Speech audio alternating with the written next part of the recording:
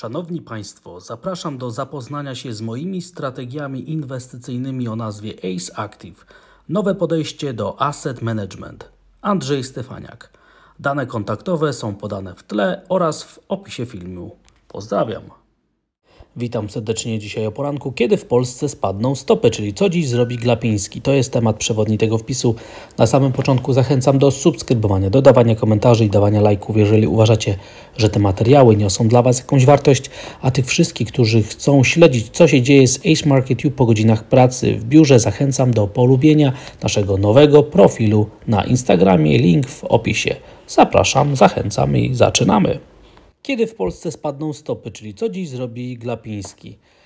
W tym tygodniu najważniejsze dla świata są dane dotyczące amerykańskiego rynku pracy, a częściowo poznamy te dane właśnie dzisiaj. Natomiast dla rynku krajowego najistotniejsza jest decyzja Narodowego Banku Polskiego, czyli Rady Polityki Pieniężnej o stopach procentowych, czyli co dziś zrobi Glapiński. I pytanie jest, kiedy w Polsce spadną stopy procentowe. W pierwszej kolejności wykres, który jest w tle, pokazuje, że dzisiaj nikt nie spodziewa się żadnej zmiany w polityce monetarnej, ani podwyżki, ani obniżki stóp procentowych, czyli ta dzisiejsza sesja ma być bez zmian. Natomiast bardzo ważne będzie i liczyło będzie się to, co pojawi się w komunikatach, jaka będzie najnowsza projekcja danych makroekonomicznych, ponieważ ona także może nam przybliżyć ocenę szansy na pierwszą obniżkę stóp procentowych, która jest dla nas niezwykle istotna i to właśnie na te szanse na obniżkę stóp procentowych będziemy teraz liczyć, będziemy teraz oceniać, jaka naprawdę może być perspektywa co do obniżek stóp procentowych. No i widzimy tutaj, że Bloomberg na podstawie tego, co się dzieje na rynkach finansowych, myśli, że możliwe są obniżki stóp procentowych w ostatnim kwartale 2023 roku, jeżeli inflacja będzie faktycznie dalej spadać. Więc te dane makroekonomiczne, które się wkrótce pojawią, mają tak duże znaczenie.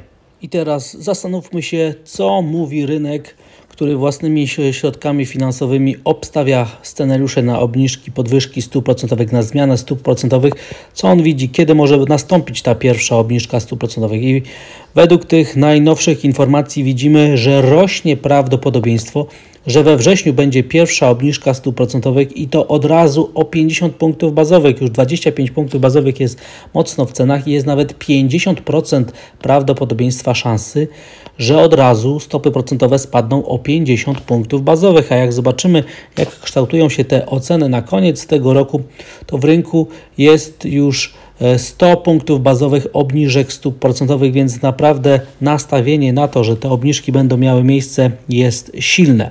Natomiast, drodzy Państwo, teraz zobaczmy, co się dzieje na świecie, ponieważ w Polsce zaczyna dominować narracja o tym, że pierwsza obniżka stóp procentowych będzie miała podłoże i tło polityczne. I kiedy zobaczymy ten wykres, który teraz jest w tle, który sygnalizuje nam, gdzie na świecie do końca tego roku będą podwyżki, a gdzie obniżki stóp procentowych, to jednoznacznie widać, że obniżki stóp procentowych w tym roku mają być przede wszystkim na rynkach emerging markets, w gospodarkach rozwijających się. Dlatego też to, co się stanie ze stopami procentowymi w naszym kraju, pierwsza obniżka stóp procentowych, która się szykuje już za parę miesięcy, nie będzie miała żadnego uzasadnienia politycznego, ponieważ decyzja o obniżce stóp procentowych będzie wynikała z trendu, który jest dla wszystkich krajów, rynków rozwijających się. Więc naprawdę ten wykres, który jest w tle, powinien obalić ostatecznie ten mit, tą tezę o tym, że pierwsza obniżka stóp procentowych, jeżeli się pojawi w Polsce w tym roku, będzie miała tło i naturę polityczną. Po prostu jest zdecydowanie inaczej.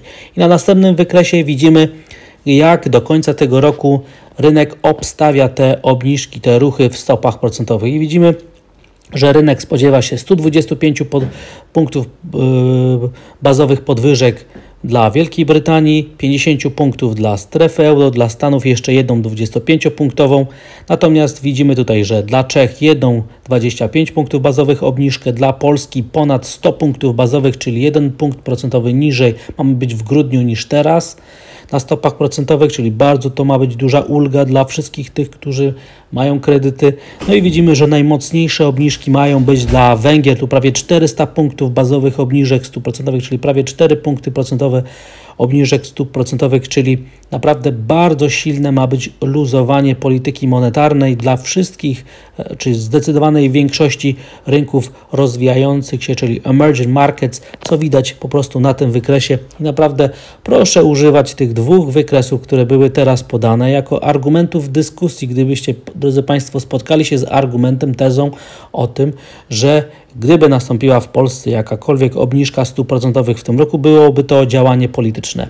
Te wykresy dane z Bloomberga, z międzynarodowych instytucji finansowych przeczą tej tezie i sygnalizują, że odpowiedzialnym za pierwszą obniżkę stóp procentowych w Polsce w 2023 roku będzie globalny trend łagodzenia polityki monetarnej na rynkach emerging markets, na rynkach wschodzących. Warto sobie po prostu te wnioski zapamiętać. Jeżeli tak się stanie, to powinniśmy przeżyć sporą falę aprecjacji hossy polskich obligacji i to teraz już widać. Nawet presja przeciwko amerykańskim, niemieckim obligacjom nie jest w stanie zaburzyć nastawienia na kupno polskich papierów. Jesteśmy naprawdę coraz bliżej tego, żeby przełamać tegoroczne minima na rentowności, czyli żeby ceny polskich obligacji szły dalej do góry i to jest bardzo dobra wiadomość, ponieważ pokazuje, że faktycznie rynek, który jest tak płynny, gdzie obroty dochodzą do kilkunastu, kilkudziesięciu miliardów złotych dziennie, obstawia, że mamy mieć do czynienia z obniżkami, z luzowaniem polityki monetarnej i im bliżej będzie pierwszego momentu obniżki stóp procentowych, tym presja na polskie obligacje powinna być silniejsza. A na następnym wykresie bardzo ciekawa zależność dla różnych krajów emerging markets, dla różnych rynków, gdzie mamy zapadalność, jaką mamy zapadalność obligacji i jaki mamy zmodyfikowane duration tych papierów. Tutaj mamy Polskę, pomarańczowe kropki. Warto być tego świadomym, co się teraz dzieje i jaki jest stan rynku obligacji. Natomiast to, co się wydarzy, nie ma praktycznie większego znaczenia dla rynku krajowego złotego, ponieważ w poprzednim roku inwestorzy zagraniczni tankowali, akumulowali złotego z powodu tych gigantycznych punktów swapowych, które działały na korzyść złotego. No i teraz na fali tego, że mamy nadwyżkę na rachunku bieżącym, złoty jest kupowany. Mamy także presję przeciwko amerykańskiemu dolarowi, który jest głównym driverem umacniającym złotego. Natomiast lokalna specyfika, część inwestorów, którzy są najbardziej skłonni do pozbywania się albo kupowania ryzyka, wygląda na to, że w ostatnich godzinach znowu przystąpiła do realizacji zysków. Stąd też osłabienie krajowej waluty, stąd też taki ruch, który oddala nas od wsparć w rejonie 4,42. Jest to sprzężone z zachowaniem warszawskiej giełdy, która wczoraj zaczęła przełamywać tą 3-miesięczną linię trendu wzrostowego i jeżeli dzisiaj podczas sesji spadniemy poniżej poziomu 2000 punktów, to sygnały prospadkowe w krótkim terminie staną się mocniejsze. Na wykresie pojawi się pierwsza formacja szczytowa, która będzie zachęcała do tego, żeby spaść nawet w rejon 1900 punktów, bądź też nawet niżej. No i sygnały te, które płyną z giełdy papierów wartościowych z Warszawy, będą pokrywały się z sygnałami, które płyną z giełd z innych części świata dotyczących rynków rozwijających się. Dlatego też to zachowanie złotego, giełdy papierów wartościowych będzie potwierdzało, że mamy do czynienia z skracaniem długich pozycji na rynkach emerging markets. Natomiast brak takiego osłabienia polskich obligacji sygnalizuje, że nie jest to obawa o kondycję polskiej gospodarki, polskich finansów publicznych, tylko skracanie pozycji związanych z ryzykiem, a obligacje mogą tylko na tym skorzystać, gdyby część inwestorów chciała przetrzymać kapitały w naszych aktywach, a polskie obligacje nadają się do tego wprost wyśmienicie. Dlatego też, kiedy w Polsce spadną stopy, czyli co dziś zrobi Glapiński, prawdopodobnie stopy dzisiaj nie zostaną obniżone, ale jest ogromne prawdopodobieństwo, że będzie to obniżka już we wrześniu i to nawet już rynek obstawia, że będzie więcej niż 25 punktów bazowych, a to jest super dobra wiadomość, ponieważ rynek zaczyna wierzyć w to, że procesy dezinflacyjne w Polsce przyspieszą, będą kontynuowane i pozwolą właśnie na taki ruch Rady Polityki Pieniężnej. No i teraz przechodzimy do działu światowego, ponieważ Dzisiaj rozpoczynamy już ostatnią prostą przed tym wydarzeniem, które jest najważniejsze w tym tygodniu, czyli danymi z rynku pracy ze Stanów w piątek o godzinie 14:30. Dzisiaj mamy taki wstęp, czyli dane z sektora prywatnego o godzinie 14:15 i widzimy tutaj, że rynek cały czas spodziewa się, że to będzie nadwyżka, w tym wypadku plus 225 tysięcy, ale także radzę bardzo czujnie zwracać uwagę na tak zwane joblessy, czyli cotygodniowy raport z rynku pracy, wnioski o zasiłek.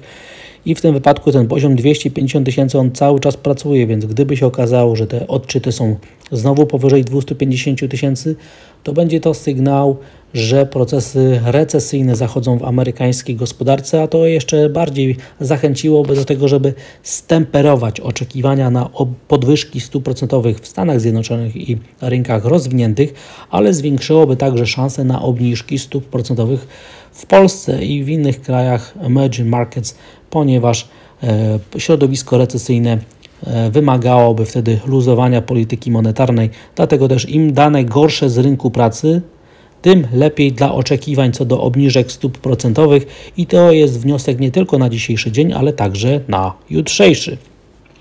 A to, że wczoraj amerykańskie obligacje pokonały już tą 9-miesięczną linię trendu spadkowego i zaczęły dyskontować to, że minutki Fedu, które się wczoraj pojawiły, informacje z Fedu były zachęcające do bardziej jastrzębiego podejścia, no moim zdaniem świadczy o dużej zmianie percepcji inwestorów i jest zachętą do tego, żeby wierzyć jednak w to, że te podwyżki stóp procentowych będą miały miejsce. Jednak pamiętajmy, drodzy Państwo, że jutrzejsze dane mają tak gigantyczne znaczenie, że mogą zmienić tą percepcję, która jest widoczna na rynku amerykańskich obligacji. Dlatego jeszcze bym się do tego nie przywiązywał, natomiast sygnały ostrzegawcze mają miejsce i w tym wypadku rośnie prawdopodobieństwo kolejnej fali wyprzedaży amerykańskich papierów, które będą dyskontowały te potencjalne następne podwyżki stóp procentowych i widać przesunięcie całej krzywej dochodowości na tym następnym